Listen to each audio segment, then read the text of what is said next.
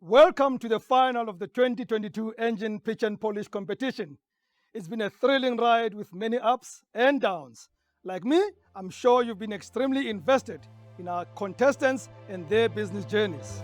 And now it all comes down to one final pitch. Who will walk away with that first prize worth 1 million rand? Stay tuned to find out.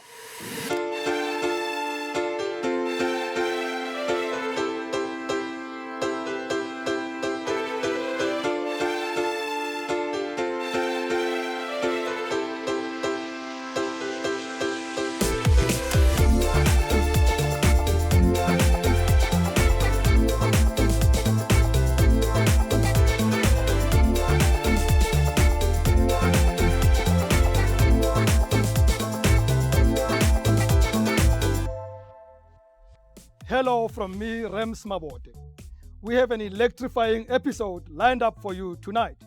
And to kick things off, we have a message from our sponsors, Engen Petroleum and Nedbank.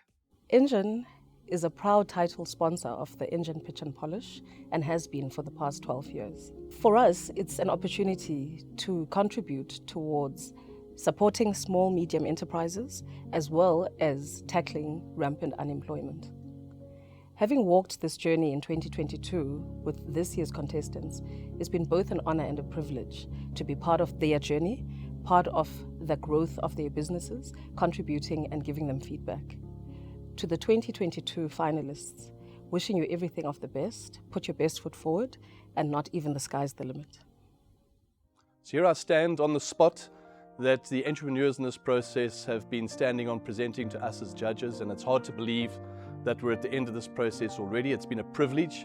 Nedbank, we've been involved in this process for some years, and it just gets more and more motivating and inspiring for us. I talk about inspiring because being exposed to the entrepreneurs that have come into this process, we get a glimpse as to what the future of South African business looks like. And based on what we've seen here, we all have reason to be excited. From Nedbank and from myself, all the best. You all deserve to be here, and I'm talking, of course, to our 3 finalists. And may the pitching force be with you. It's been almost 4 months since the 2022 Pitch and Polish competition kicked off. I know it's hard to believe. Let's do a quick recap. First, there were 16. Gauteng, Eastern Cape, KwaZulu-Natal, and the Western Cape were all represented. Their businesses ranged from accounting apps, stock photography, and a township cycling league, all the way to beekeeping, agriculture, and even furniture making. The eliminations went on for 15 weeks, and in the end, Luvo and Lucky beat the competition to reach today's grand finale. Oh, by the way, well done KwaZulu-Natal for coasting into the finals. But let's not forget our 2 wildcard contestants whom we met briefly last week, Sbusiso and Tabani from Tusla. It's going to be interesting to see them pitch for the first time tonight. But before they do, I was able to catch up with them and their guide to see how they are feeling. Tabs and Sbu, congratulations on making it this wildcard. Now, on the one side, it feels like a great compliment to be seen once and think, you the guys who come in as wildcard. But doesn't it also feel like you're walking into a ring with somebody who's been fighting forever with a record of 40 knockouts and you coming in for the first time? Most definitely. I mean, it's been a pleasure to be here, but we feel like we've been given the undercard. You know, we're gonna have to work on how we can beat everyone on this one. Well, what would be your advantage, Boo, if you're coming in as an undercard?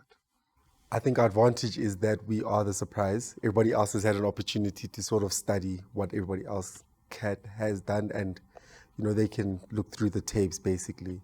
And in our regard, we coming in as the newbies, so that's where our advantage comes in.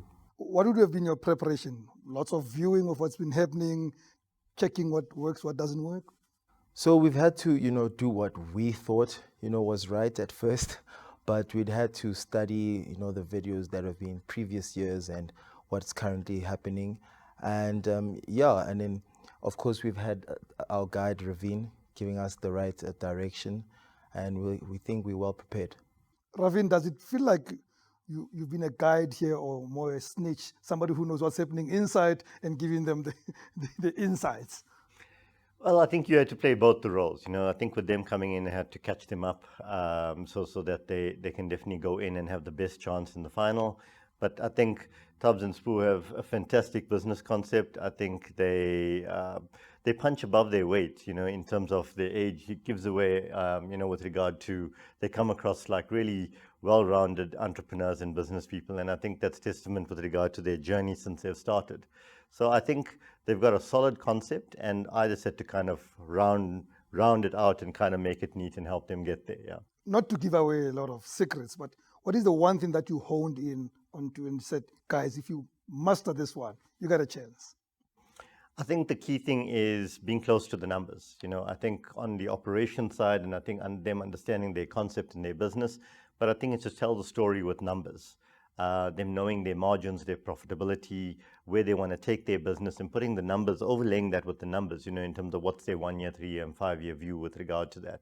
So I think it's just them being comfortable with regard to telling that story with regard to numbers. Just for the comfort of our viewers, our audience, and know we've shown them your video, but I'd like to ask again about your business, the genesis. What would have gotten you here?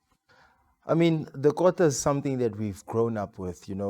As kids, we always used to, on a Friday after school, go and have a kota, and we'd have a whole lot of other schools and kids there. And, we grew up, we came into the suburbs working, and we realized it was missing, right? And in the right way. So the genesis would be the changing of what we were used to back then when we were kids into something new that we can all enjoy with, our newly refined taste buds, you could call.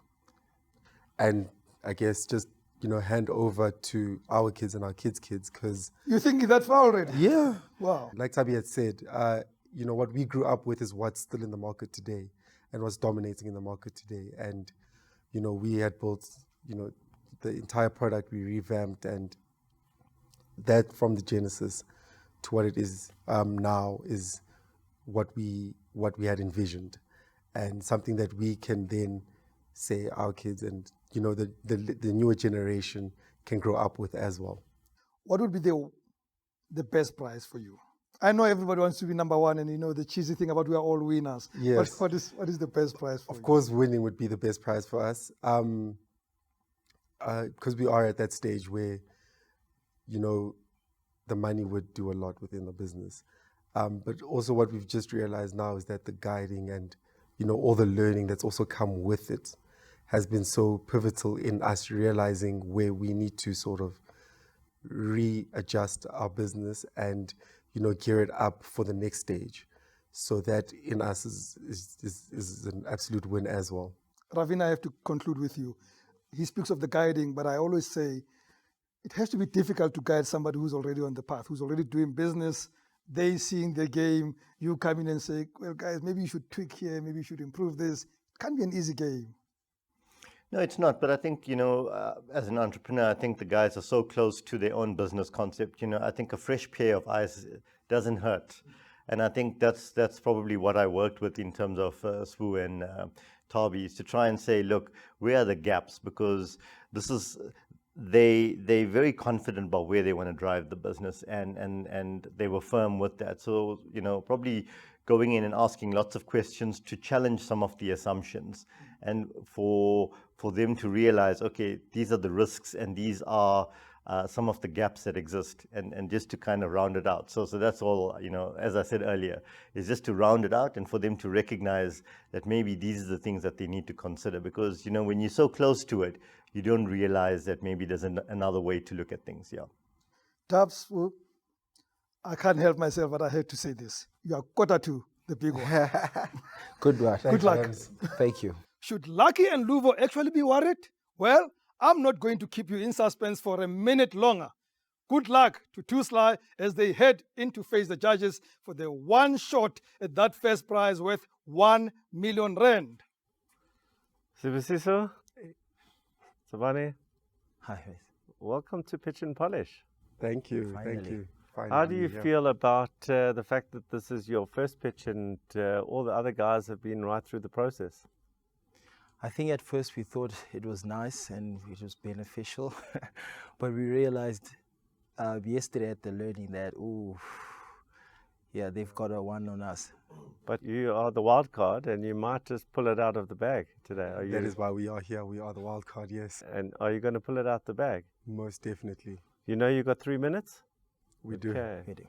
5, 4, 3, 2, 1. Pitch and polish. Hi judges, I'm Sibusiso Twala. And I'm Tabani Letwaba. And we are Too Sly. Too Sly is an innovative food brand aimed at growing what is a proudly South African product, the kota. The kota has been a township staple and a product that Tabi and I grew up with. A quarter loaf of bread filled with chips and as many cheap products as possible. But we realized that there's been little change in the kota industry, and this has left a huge gap between what the market wants and what is being offered. This is where Too Sly comes in. We have systematically grown to meet the needs of this market and developed a brand that the customer can trust and believe in. From a single store in Soweto with 3 employees, we've grown to a workforce of 23 people across our 3 locations in Protea North, Diepkloof and Sandton.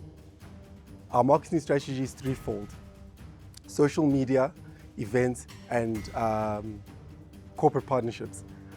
With a 40,000 account reach on Instagram alone, doing events like DSTV Delicious where there was 50,000 people, and corporate partnerships with brands like Play and Cross and Blackwell, we have built a brand story and increased our market perception. All of this culminates in us being able to expand the business sustainably. We have been looking into several locations and have cloud kitchens in the pipeline in Greenside and Malville.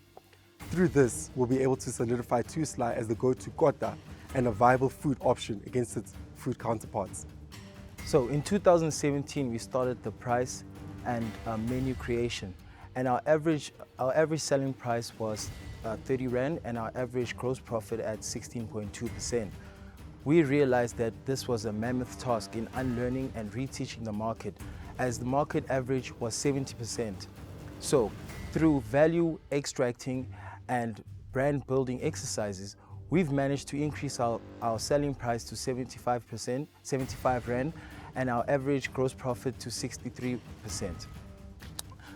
This also showed in our revenue for the past financial year being around 1.2 million.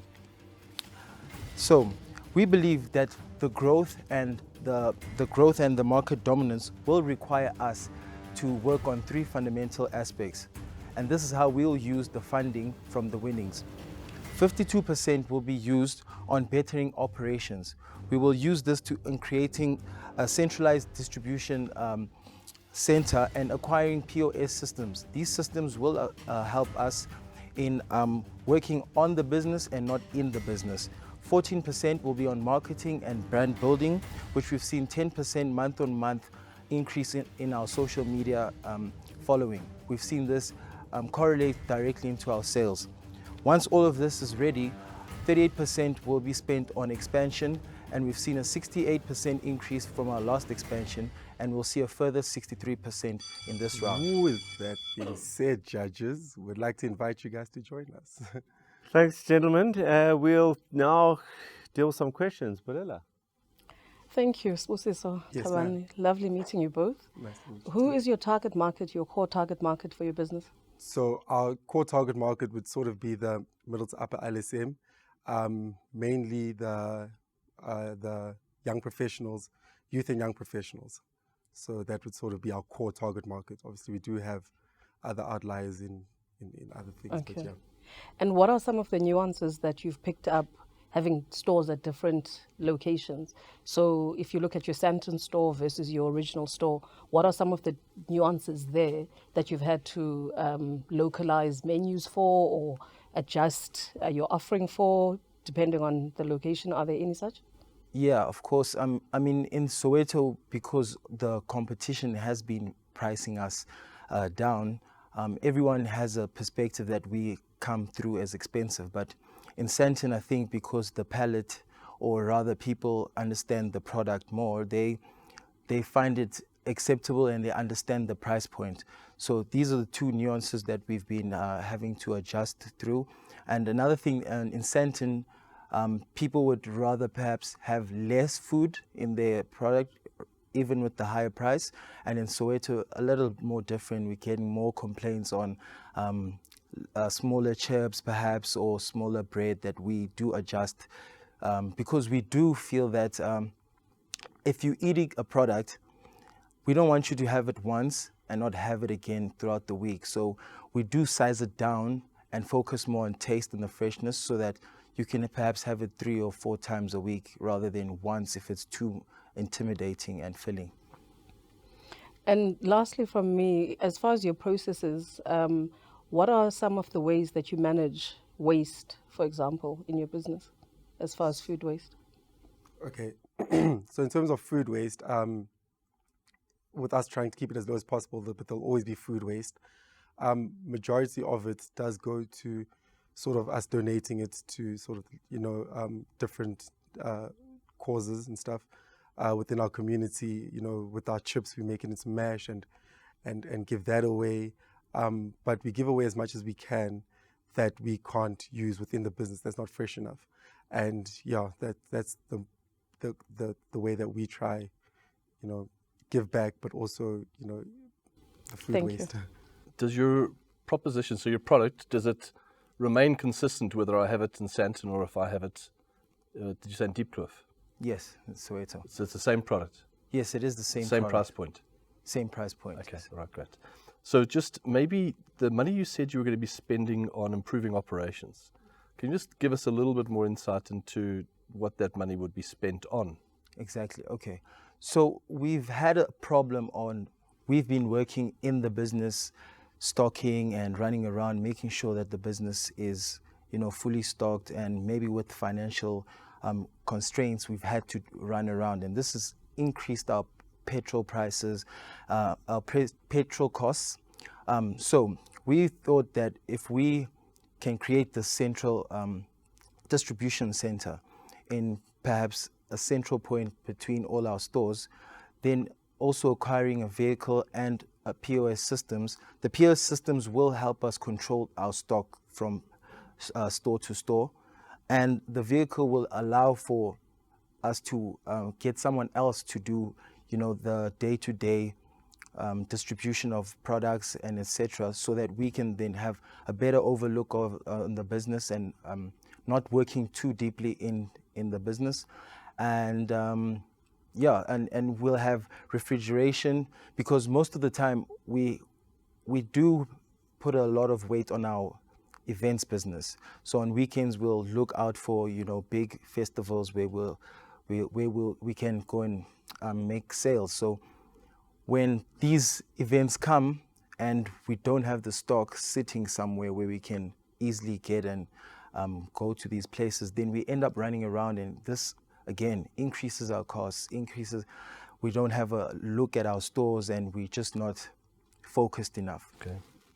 And then my next question is around your social media efforts. So I'm trying to understand the relationship between your social media marketing efforts and the impact that you're seeing it having on your business. So how do you know this works for you? Right. Yeah. So, we've noticed that this works for us because as soon as there's a post that does incredibly well, there's a direct effect, then the exact same that the next day.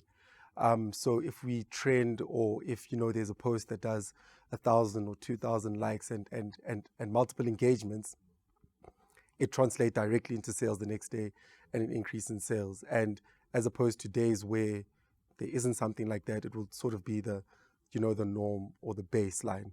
So that's how we know that we can directly attribute things like social media to the sales. You mentioned, I remember the Melville one. Yes. There was another one or two you mentioned you wanted to expand. Greenside, yes. Greenside. How have you come to arrive to the conclusion that those are the two sites that you need to be present in? So, there was a period where we were doing deliveries, and from the deliveries, myself and Ty were doing deliveries outside of Soweto, and we were able to pick out the hotspots of where our customers are sort of centralized and in their most concentration. And then from there, we looked at sort of, trends and how that sort of correlates to what we have currently. So in Greenside, there's a lot of the culture and the people that actually go to Greenside speak to our already existing market. So we knew that, you know, with choosing in us choosing areas like that, that's how we choose them. We first start with where do we already have a footprint so that we can get a foot in, and then which customers are around there so that we can actually grow that for the most impact and the most sales and obviously the most money. Okay. Yes. Thanks. Gents, I started my entrepreneurial career in fast food nearly 30 years ago, so I both know how exciting it is and how tough it is. And one of the things that I learned was cash controls are everything, and stock control is everything. Talk to me about cash control and talk to me about stock control. So initially we had a big problem because everything was being written down, and especially when we're running around, we're not too focused on what's actually happening at the stores. So there is that slippery hand that does counter us. But in recent times, such as our Santon store, we've managed to get, a peer system, and we can then relay stock depletion and sales, and look at how our sales from our Uber Eats and our Yokos, those they can't tamper with, but our cash, then we can see the differential between how much we've sold and the stock depletion per day. Okay, and training of your staff, how do you select your staff and do you train them?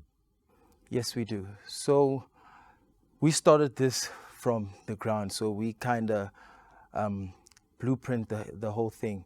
So until recent times, we think documenting of processes and recipes and methods wasn't a thing, but we've learned. I think in the past 6 months, we've created documents that we've given to people and created tests that we've given to people. We weren't in a position before to easily get people to burn through inventory by training like that. So we would train people through events and on-site working. But now, as our revenues come up and our cash reserves do increase, we are able to do such exercises. We've went from just hiring friends and people that needed work to now we're getting graduates or culinary graduates who do add so much value in the business, because then we can step out and have trust in that they'll use their experience and knowledge in preparing the food as how we want it. Last quick question for me. When we looked at when we met with you earlier, your financials weren't in the right state, let me put it that way. What are you going to be doing into the future to make sure that that doesn't happen again? Because it's really let you down. 100% is something that we know that we now need to sort of look at on a daily basis, and not as opposed to between periods. And also having somebody that's almost professional in the financial aspects, so that they can overlook and see and do our books on a consistent basis, and keep up with them rather on a consistent basis. Because currently we are recording, and we've got spreadsheets and all of that, but that aren't, like you're saying, management accounts. And so we just need to be able to always give the information to the right person to make sure that our management accounts stay up to date always. Sibusiso Tabane, great pitch. Good luck. You may leave. Thank you. Thank you. Cheers. What did you think? They're young, fresh, hungry. But I think it's highlighted for me the journey that the others have walked, that are slightly ahead in terms of pitch preparation, response to questions, and that sort of thing. But I like the concept. I like the fact that they're tapping into something that is real, that is loved, that's nostalgic, and that's relevant locally. Your thoughts, Anna? They won the Wildcard, and I think it actually was a good Wildcard selection, because I think they're deserving of being here, even at this stage of the competition, given that they haven't walked the same road everybody else has. I guess, so for me, they're solid, they understand their business, and I thought as a first pitch they did remarkably well, actually. at this stage of the competition, I think the three that we're seeing all deserve to be here. Someone's going to, I guess, overwhelm us more than the others, and that's ultimately what it's going to come down to. But I couldn't really fault anything they said. I'm really looking forward to tasting their cuisine. So I thought they did well. Yeah, I think they really did well as well. I actually thought they were quite thoughtful in the answers. I think they answered your questions really, really well. And yeah, I thought phew, for a first shot, it was great. So let's see how the others do. They gave that a really good go. It's never easy pitching for the first time in a final. Bulala felt they went quite as strong when answering the judges' questions. But Alan and Alon both thought that Sbusiso and Tabani put in a decent effort given the circumstances. But what did you think? Please share your views and comments about all three of tonight's pitches on our Facebook page. Just because it's the final, it does not mean that we aren't giving away another one of our amazing viewer prizes. Tonight's prize is an Avo voucher worth 5,000 Rand, which again is courtesy of our competition co-sponsor, Nedbank. To be in the running, all you have to do is answer the question on the screen right now. How many branches does Two Sly operate? How many branches does Two Sly operate? Go to the Pitch and Polish Facebook page before midnight to post your answer. We'll announce the winner there before 5 o'clock tomorrow afternoon. Luvo is up next, but I took a moment to sit with him and his race cop guide to find out how he's feeling. Luvo, first, congratulations on your White Sox. They look good on you. After such a long process, are you relieved we've come to the end, or you feel like, no, man, I still got some fight in me? Rams, thank you very much. I think I'm very relieved with the amount of work that we've been doing over the past few weeks. With the knowledge and the guidance that you've received, I'm more comfortable and ready for this final round. Darren, I looked at Luvo all the time, and he's got this calm demeanor. He feels like unflustered by anything and everything. Does it have to do with the coaching? No, that's all him. Then where does the coaching come in? So, the coaching was more about understanding the way that Luvo wanted to work with me. Luvo said coming into this competition that he's here to learn, and he's here to really walk away with a stronger business than he came to the competition with. So my job was really just to understand how he wanted to be coached. And for him, it was about receiving guidance. And then he went away and did all of the work himself. So my job was pretty easy. In the semis, the judges were in high praise of him. Could he get any better in the finals? Yes, there's always room for improvement. And he's quite tough on himself. So he pushes himself. And he's been working the whole night, flat out, to get his pitch just right. What is the one thing that you think he should be doing just slightly more for the finals? I think he needs to slow down. I think he needs to let the judges really absorb what he has to say. Because his pitch is so powerful, I don't want them to miss a single thing. Luvo, let's pretend Darren is not here. Did you have to fire him at some point and think this guy is not working for me? Not at all. I'd be lying if I say so.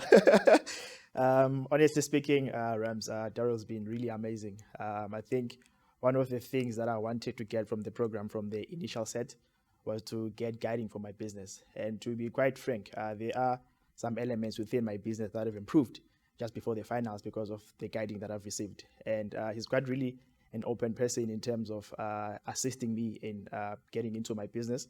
And it's quite great to have someone who can kind of view your business in a different orientation and kind of give you a different picture of how your business can run and what levers can you activate to make your business much better. And I think, I don't think I would have gotten that if it wasn't for the Engen Pitch and Polish. And also, I think I got the best guide as well because my business has really improved. And I think moving forward is definitely going to be much, much better. So even if Darryl was here or not, but he really, really assisted me in terms of getting my business into the right acceleration.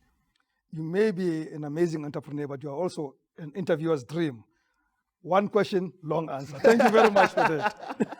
Right now, though, it's time for Luvo to head into the pitching arena one last time.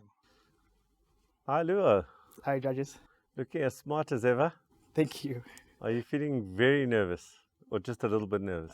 Just a little bit nervous, yes. Okay, you've obviously been preparing. Yes, I've been. Okay, and you've gone through this whole process. So from your perspective, what's been the biggest insight you've had in this whole process? I think one of the most important things I've really learned along the journey is to understand the finances of my project. That my finances really determine the trajectory of the company, and with the guidance sessions and the ones we've been having with the others as well, through those sessions we're able to learn and how to look into our companies on the financial perspective, and as well as the importance of the guiding session that we had in terms of how can we leverage on some of the levers of the company to drive the company into a success. All right, let's hope you have a successful pitch today. 5, 4, 3, 2, 1, pitch and polish. Hi judges, my name is Luvo. I'm the founder at Green Arch Innovations. Agriculture is a very important livelihood for many South Africans, for both income and food security. Judges, do you know that in South Africa, studies have been conducted that over 500,000 small-scale farmers have been out of business due to drought and soil degradation. This is projected to continue, because this is projected to continue if we do not change how we grow food. These challenges, coupled with the demand of food, they need an urgent solution. At Green Arch Innovations, we design and construct aquaponics systems as an alternative to traditional farming method. Well, aquaponics is a unique farming method that grows both fish and plants simultaneously without using any soil. At Green Arch, it comprises of a multidisciplinary team with an over experience of 30 years across all disciplines. Leveraging on our core competencies, we've designed a unique aquaponics franchising model. The question would be, why the franchise model? Well, through the franchise model, we're able to attract more financing partners, and we're able to leverage from the economies of scale, thus mitigating the risk. And judges, through our journey in the competition, Green Arch Innovation was able to find another level within the business. Now we're venturing into owning our own aquaponic systems. In terms of our competition, we have very few competitors in the industry. However, we're not competent. However, we're not complacent. In terms of our barriers of entry, we have inclusive agreements with our buyers, as well as with a pool database of farmers who are willing to take up our aquaponic systems. Judges, coming from the humble beginnings, we have turned the 20,000 rands that we received from Nedbank into a 3 million business in less than 3 years. And thank you to Nedbank. Currently operating 3 systems, and the production from those systems is only 5% of what our market is demanding. We want to increase from 3 systems into 50 systems in the next 5 years. However, in order for us to do that, we want to utilize the winning money into integrating IoT systems, doing franchise management systems, and as well as developing a pack house that will enable us to deliver to the market. Judges, Green Arch Innovation is in a journey of changing the farming industry in Africa. For us, this is the right time to scale, and I am the right entrepreneur, and I think this is the right time for us to collaborate. Thank you. And with 25 seconds left, Bolela. Thank you, Luvo. Always refreshing. Thank you. You talked about the franchise model. Yes. Looking at that, how would you manage your brand and the extension of your brand being managed by others? How would you ensure that it retains its core values? Okay. One of the things is that we want to introduce a franchise management system. So that franchise management system is going to determine how the principles of running our franchise. And furthermore, through the IoT systems and deploying our employees to visit all these facilities, it will help us to ensure that all these franchise systems are managed in a proper manner based on the principles that have been set on our franchise management system. Great. And as far as skills or education level, what would be the average skill set that you would need for people that you'd employ within your setup? Okay. One of our business model is that when we recruit our employees, we look at their enthusiasm. That's the one thing that we're looking into because our key business model is guided by providing comprehensive training and capacity building.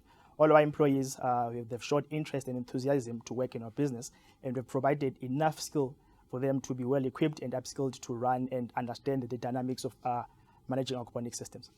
Great. And then from a food safety perspective, you spoke a bit about that. For the food safety perspective, we're working with a multidisciplinary team across different industries. With those individuals who are into specific different sectors, they bring in a valuable insight into the business in terms of managing all the aspects relating from construction until to the food safety of the business. And finally, as far as food waste, how do you manage that within your business? Aquaponic system, we have a complete value chain. One of the things in aquaponic system is that we're using our waste to benefit our crop production, as well as the biomass that is being discharged from the system is channeled into a normal farming as organic manure. Thank you. I was just actually reflecting while Bolela was asking you those questions on you and your journey, and the first pitch we seen you make to us, and now this pitch here. I just want to say to you, I think you've come a tremendously long way in this process, and your grasp of certain things, I think, has improved dramatically. So just really well done from my side. The session that we had with you earlier on, and Alon referenced it a little bit earlier to the audience, I think it was equally impressive for me because of the way I can see you are organized and your attention to detail is important. So I think that's a critical part of any sort of entrepreneurial journey. Often things can get lost in the detail. So it's because we know as much as you as we, I think, have got to. I've sort of been racking my brain around the question I'd ask you, but I think the one that I'm most interested in, what is your big motivation for doing what you're doing now in the entrepreneurial journey you've chosen? I think the biggest motivation for me is because I'm from rural communities, and I really understand the context and the struggles from where we're coming from. So the motive of my business is to create sustainable projects and businesses for people within rural communities, but most importantly, making sure that Green Arch Innovations is making profits as well as the people that we in partnership are making profit. And through that as well, we've been having a lot of opportunities in terms of us moving away from business, because this is the key driver. This is what we want, and we are invested into it. So we want to invest all our energy and time to make sure that we are not only improving our lives, but the lives of those who are living in our societies. Thank you for that. Thank you. I've got no further questions. I think it's a good segue for me to talk about the franchisee. If you look at the story of McDonald's, Ray Kroc used to say that the only time McDonald's would make money is if his franchisees made money. He was so focused on them making money. How do your franchisees make money, and are they making money? Thank you for that question, Alan. The most important thing in our business model is that we aggregate the produce. So by us aggregating the produce from all the franchises, it guarantees that each franchisee is making sales. So we take accountability from the sales point of view to ensure that all these franchisees are making the profit. So that is also a good segue into my second question, which is around offtake. So once you have collated all the produce from your franchisees, who are you selling it to? Okay, so currently we're selling to an agency that is supplying the ShopRite groups. So we have an uptake agreement with them who are collecting the entire produce from our systems into the ShopRite stores. However, part of our strategy that we're working on right now, we're speaking with Boxer and Woolworths, of which they've given us the requirements in terms of the quantities they're looking from our projects. That's why we are intending to expand our production to meet their demands. Luvo, great pitch. You may leave. Thank you so much. What do you think, Bolela? I think Alan said it best. He's just gone from strength to strength. Truly impressive. I don't know what more to say. Alan? For me, he's the real deal.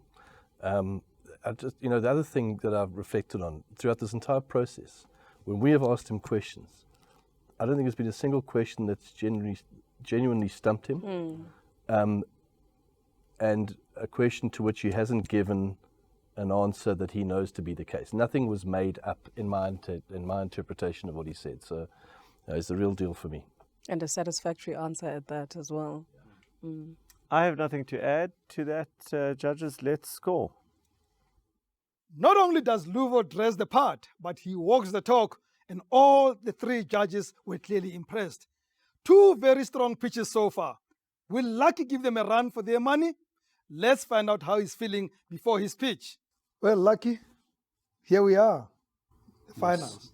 Yeah, bro. If I trace back from the first day I met you and you presented, one could have said that there was an element of cockiness I mean, somebody would have even called it arrogance, but I'm sure you would have called it confidence. That's why you're here. Yeah, no, I would call it confidence. I mean, I didn't want the nerve to get into me. Then I used that to my advantage. And secondly, I've been learning and growing with each pitch.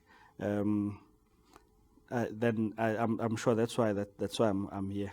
Dave, after all these rounds, what else could you do to prepare the men for the final? I'm trying to think, what more do you give him? Well, very little actually. He's really been on top of his mindset and the way he's been seeing things. He's also really had a very crystal clear idea of what it is that he wants to achieve. And I've been impressed with how when we're doing the practicing in that, no single practice run has been exactly the same, but the narrative that he's looking for has been the one that he really has been achieving and accomplishing. But like all coaches, Dave, I'm sure there were moments when you wanted to slap him across the face, or you were cringing. I did not say that to you. No, there were times where we had to say stop, pause, and go back and think about this, bring in this. So yesterday we had a couple of interesting moments as well that we went through, and it was just good to bring a little touch or a different element to his pitch, and hopefully it's going to really work in his favor today. Is it all or nothing today? Everything. Being here is everything. So I think I've achieved the network, the exposure. So I mean, whatever comes, I'll accept. I've been running with a good competition, Luvo, Balisa, Victor, and the other guys who are here. I've been in a good competition, so I've learned quite a number of things. So there's no regrets. Well, I can tell by the suit you're wearing, no regrets, and all the best to you. Thank you very much. And here is Lucky to deliver his last pitch of the competition. Good to see you again, Lucky. Good afternoon, judges. Afternoon. How are you feeling? A bit nervous for the first time. Well, it's the last time. And yeah. I hope you've been looking back at all the episodes and taking the commentary from the judges over that time and all the learning from the guides and applying it in today's pitch. So is today's pitch going to be different to the others? Very much so. After reading your books, the orange one. Uh-huh. Yes. The orange one. All right. Lucky. 5, 4, 3, 2, 1. Pitch and polish. Hi, I'm Lucky Mningati from Mikahlamba Trading Enterprise. Between Pietermaritzburg and Durban, there's a demand and shortage of 37,000 beds for student accommodation, which is funded by NSFAS. It's a 1.5 billion addressable market per annum, which is part of 15 billion rents per annum for student accommodation nationwide. From the above, I take 7.9 million rents by accommodating 220 students in the 2 buildings that I'm currently to lease. I have a long-term contract with the university, which costs me 395,000 rents per month to service. It leaves me with a profit of 3.4 million rents after all it's done. To address at least 10% of the above market, I'll start here by winning this competition, which will allow me, the 650,000 rand will allow me to add 60 beds, that's 20 and 40 for the 2 buildings, which will take my buildings into the full capacity of 280. That will give me an additional income of 2.4 million rands per annum and a profit of 1.5 million rands.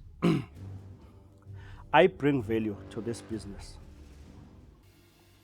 by taking away pain from the university, who's looking for a space that does not exist, as well as bringing comfort to the landlord whose building is lying there unoccupied, and sometimes these buildings are being hijacked. What I normally do, I consult with the landlords. I also think that the university requires this service. That is why I'm in the second run of the contract, as well as and the long run with the landlord. It shows that I am bringing the value in the business.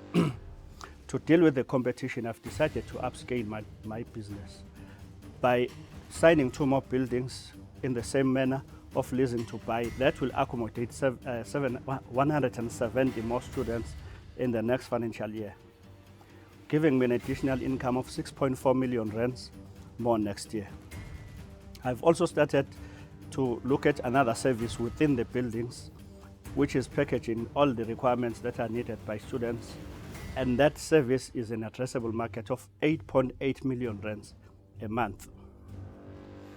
I'm a former school principal who come here with a number of skills, including managerial, administrative, as well as resources, human resources. I transfer some of these skills to my team. I'm an entrepreneur and I believe I'm a growth entrepreneur, and I bring value in this business. I think, I imagine, and I act. Thank you very much. Great pitch, Pereira. Thank you, Lucky. Why did you enter Engen Pitch Polish? I believe that platforms like this, they open up opportunities. They give you a sense of learning. Because one of the mistakes that some the entrepreneurs are doing is to think that whatever they are doing, they are comfortable, and whatever they do, even if they are successful, is enough. So I decided to enter just to have another feel of networking, possibly learning from this competition. And I've definitely learned. What's the biggest takeout you walk away with as a learning? In terms of the learning, I've discovered what type of an entrepreneur I am. And I've also realized what the character, the type of an entrepreneur, what circumstances can I deal with. And I've also learned that it also takes an individual to make the business grow. So I've looked into myself, then I think I'm the right person. I'm the entrepreneur who can deal with anything that comes in the business. And then as far as your team, you mentioned your team earlier on. How close are they to you in terms of skill, in terms of some of these entrepreneurial skills that you're talking about? So in an instant where, God forbid, you fell ill or you weren't able to be in the business, could the business still keep running? Yes. Or? Yes, the business will run. I impart some of these skills to my team, which I've got offices in all my accommodations, residences, and these offices, I've got administrators, I've got plumbers, I've got people who are looking into the running of the building. So the operations are continuing as I'm sitting here. So even if I'm not there tomorrow or anytime, the business will continue. Thank you, Lucky. I've learned a few things actually new about you in this pitch that I hadn't heard in the previous ones. And if I'd missed it before, I apologize. I didn't realize you were a school principal in a previous life. Yeah. So you also mentioned now that there was other services that you were looking to bring to the accommodation, and that would generate 8.8 million rand. And you said per month, so I'm not sure if it's per month or per annum. Why don't you please explain a little bit more about what services you're talking about there? Over and above what NSFAS allocate for students, there's funding that goes to students' daily lives. So that money is for spending every month. Like every month, each student get his or her allocation. Okay. It varies from your toothpaste up to the groceries. So those are the services that I'm packaging, which I'll conveniently package and deliver at their doorsteps. Okay. Okay, so this is really just extending what you do currently, groceries, those type of things. Yes. There was a question which I think I asked you at the very first pitch, and I think it was around your concentration at the moment is around KZN, specifically Pietermaritzburg. What are your plans for the future? And I'm keen to see whether you've developed any more thinking around branching out beyond Pietermaritzburg. Yes, the business that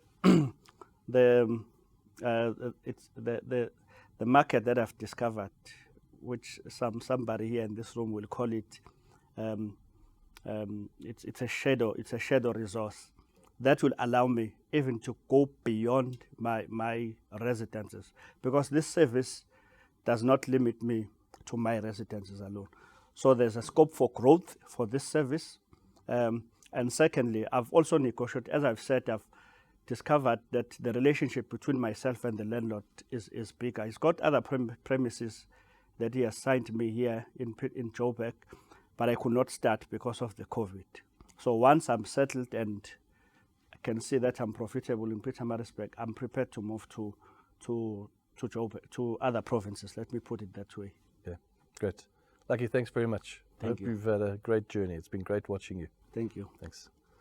Lucky, from me, maybe a tough question to start off with is, why don't you, if the model's so good, why can't you just go to a bank and finance the 650 yourself, through the asset and through the cash flows that you currently are producing? In other words, why do you need Engen Pitch and Polish? More above the winnings, I said this competition is about the network.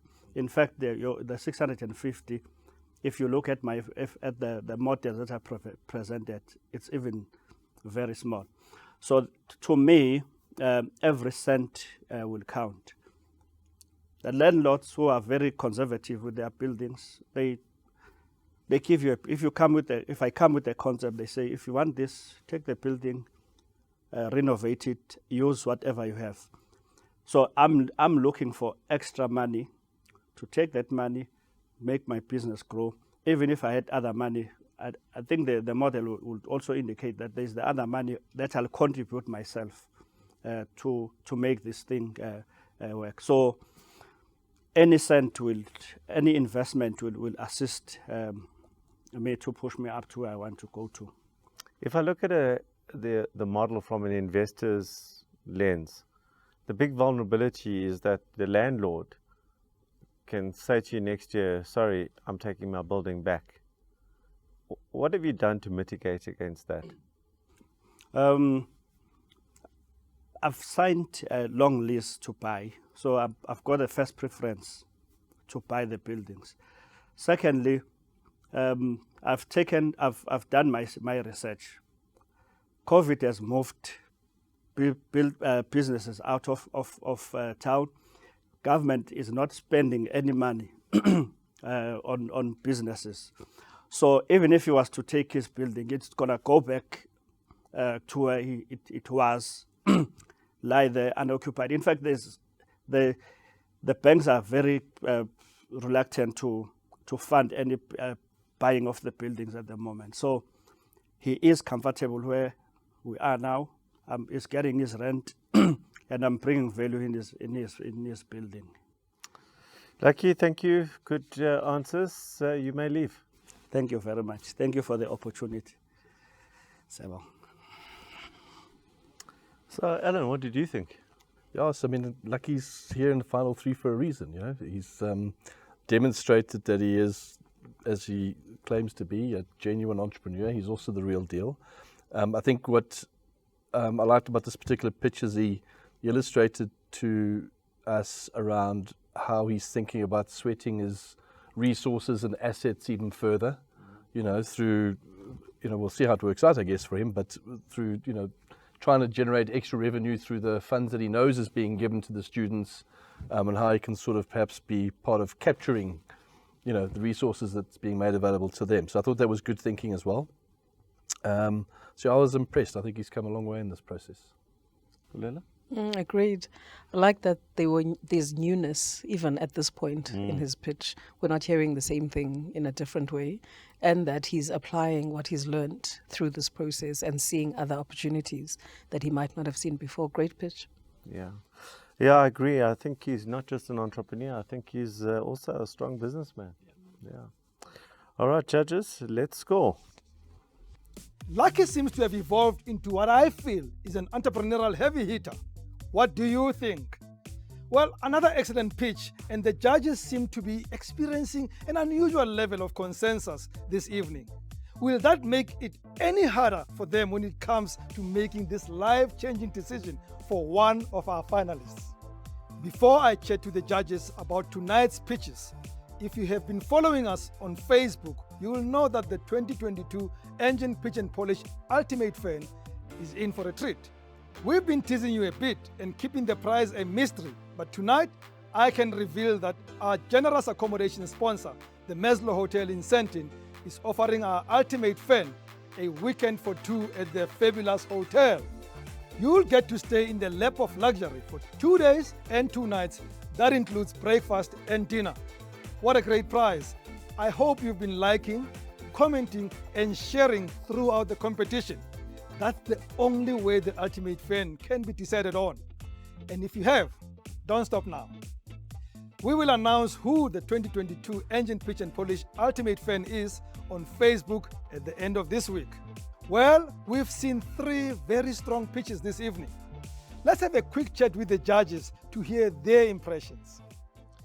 Hello judges, good to see you again. Now, the scores, as you made them, have been tallied and they've been given over to you right away. But as they come to you, I have to say something. I spotted something unusual. I've been with you here for 15 weeks. This is week number 16. And every time I've seen you differ, almost even bicker about what you've picked up. It was slightly different this time. You seem to have agreed, even with the wild card. Something happened. What happened? It was an interesting last pitch, Rams, I'll tell you that. Really powerful pitches. Is that all you're going to say? That's it. Alan, you always give me more than that. So if you're fishing to find out who won, I'll help you with the process of elimination. So there was 3 finalists, and I'll give you 2 names of who it wasn't. It wasn't Alon and it wasn't Bulela. So you can figure it out for yourself. Was the non-differing a sign of great pitches or a sign of could have been better? Yeah, I think we, as entrepreneurs, we can always be better. But we did see huge progress in the 2 that we've been watching, and we were very impressed, very, very impressed with the wildcard. So, yeah, so. Earlier I spoke to the wildcards, Bulela, and I said to them, it feels like they'll be walking into a ring with somebody with 40 fights and 40 knockouts, and they've never been even practiced before. Did you feel like they walked in not ready, like the other fighters? I definitely think they were ready. But I think, as one of them said, the other contestants potentially had one up, having walked through the process. But again, as Elon has also said, very impressed with the wild card. Could the 2 contestants that we've always said, the 2 finalists, could they be any better from the semis in the previous rounds, Alan? I don't know. I think they both performed remarkably relative to where I think we all seen them come from the very first round. I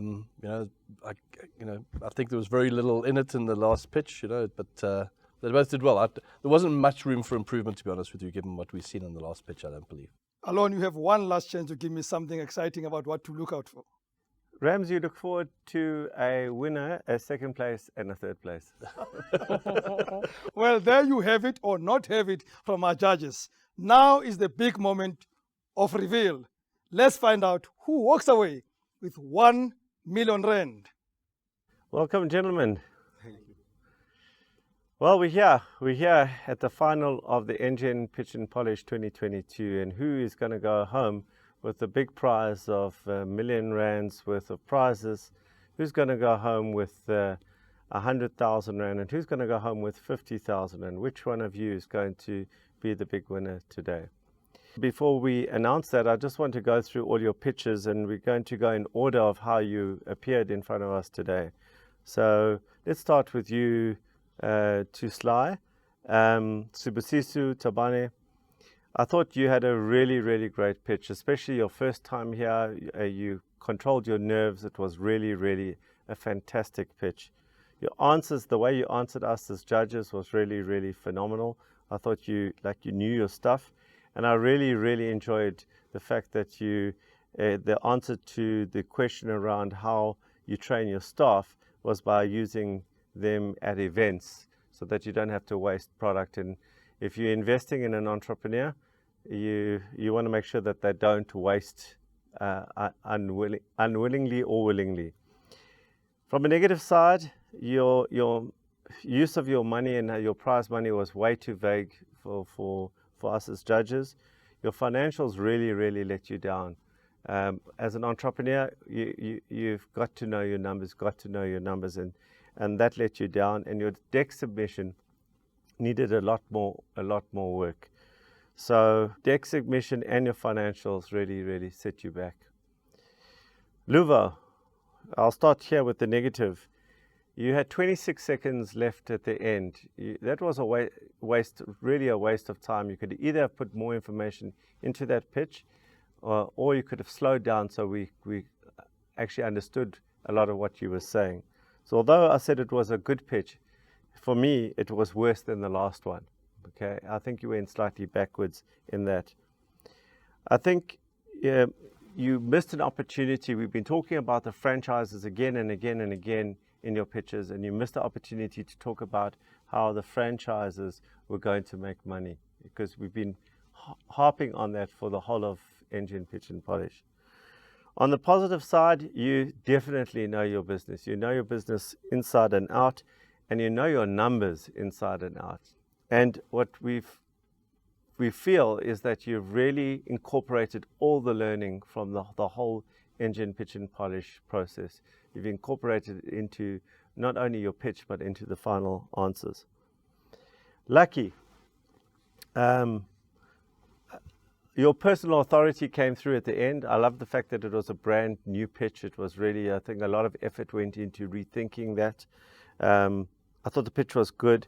I felt there's a level of humility in you, which I think is an important thing in entrepreneurs, to have a level of humility that came through. And yet you're serious. I feel that you're a serious businessman, a serious entrepreneur. And you really were very good at making us feel that the demand was like never ending, that there was this massive opportunity and you're going to take advantage of that. On the negative side, I think from the modeling perspective, I think when we looked at the numbers and we looked at your financials and the business model, I think there's still work to be done on the business model. And you should have, in my opinion, in the pitch, focused more on the model and how that was going to roll out and scale more effectively, how you were going to scale into the future. So now it's time for the elimination. So let's start with who is going to walk away with 50,000 Rand from Engen and from Nedbank. The person or persons who are going to walk away with 50,000 Rand in third place are Sibusiso and Tabani. Well done, gentlemen. So now, is it going to be Luvo or is it going to be Lucky? I can tell you that the winner, their first name starts with an L.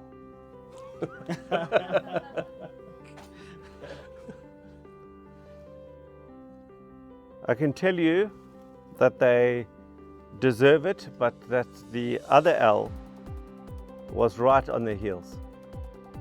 So is it going to be Lucky or is it going to be Luvo? The winner for the 2022 Engen Pitch and Polish is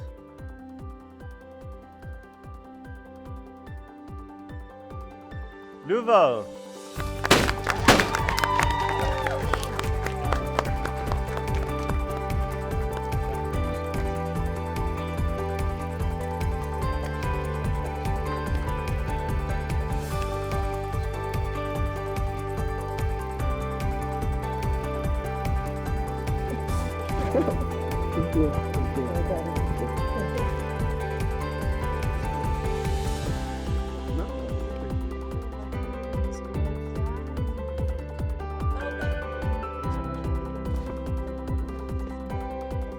I think right now I'm at a position where I can't really articulate how I feel because I think the feeling is deep inside. But I'm very happy about the journey that I've went through.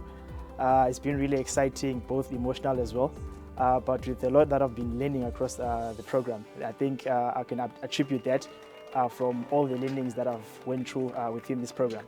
I'm feeling really happy, and I'd like to thank the Engen Pitch and Polish contestants as well, because it's been really a tough journey, and we've been learning from each other as well. And also extending my gratitude to the judges, who have really given us like insightful comments around how we can make our pitch and businesses better, and also not forgetting my guide as well. So I'm feeling really happy that I'm here today, and I've got the prize money. What a thrilling final this has been. This epic battle has ended with Luvo snatching away victory from our two other finalists. Congratulations to Luvo, and congratulations to our runner-up and our second runner-up. And with that is the end of the 2022 Engen Pitch and Polish competition. We'll see you again next year. And one last time from me, Rems Mabote, and the entire team of the Engen Pitch and Polish competition. Good night and God bless.